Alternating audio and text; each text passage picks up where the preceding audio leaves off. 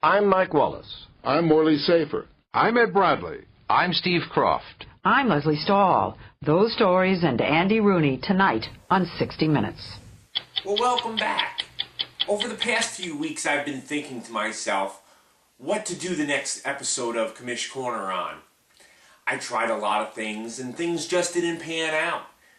We've all seen the workouts, the interviews, the recaps. But I needed something new, something fresh, something that hasn't been done before.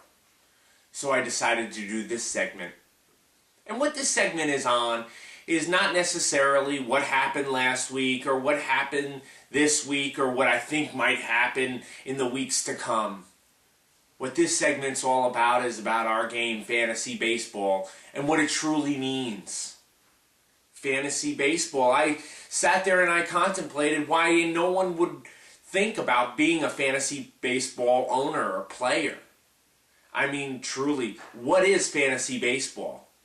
Let's first turn to the definition of what fantasy baseball is. Fantasy is something that you desire or you dream about.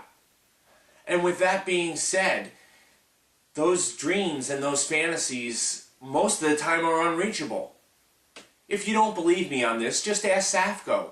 He's been doing this game for a few years now, and it's always a nightmare for him. Baseball. That is the greatest game in the world, in my opinion, and most of yours as well. Otherwise, we all wouldn't be here, and we wouldn't be such fans of the game. And what does the name fan come from? But fanatic.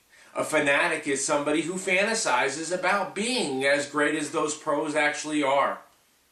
Most of us have thought and dreamt about being a professional ball player, but most of us never had the skills to actually be that. And in this game of fantasy baseball that we all play, we, the player, makes the decision on who we want to keep or who we want to drop or who we want on our team or who we don't want on our team come draft day.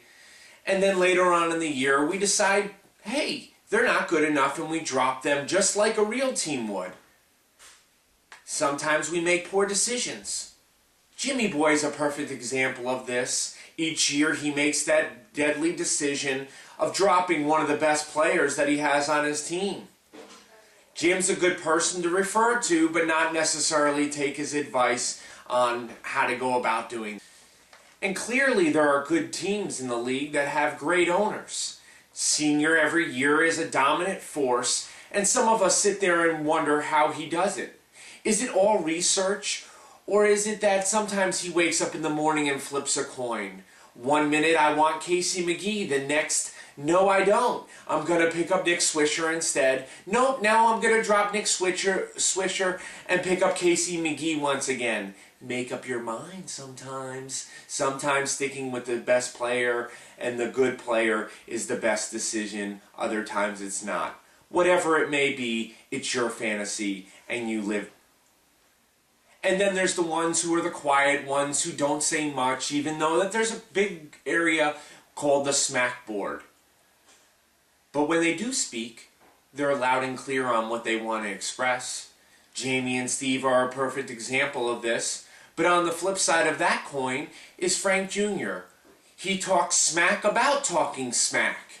Sometimes I don't even think Frank knows what he's talking about, but he's talking smack, so that's his smack. And it's his fantasy.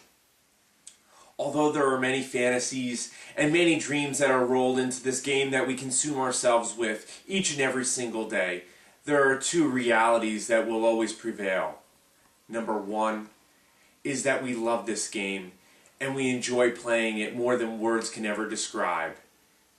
And last, and but not least, is that this league, above all other leagues, has the best commish ever. Thank you and good night.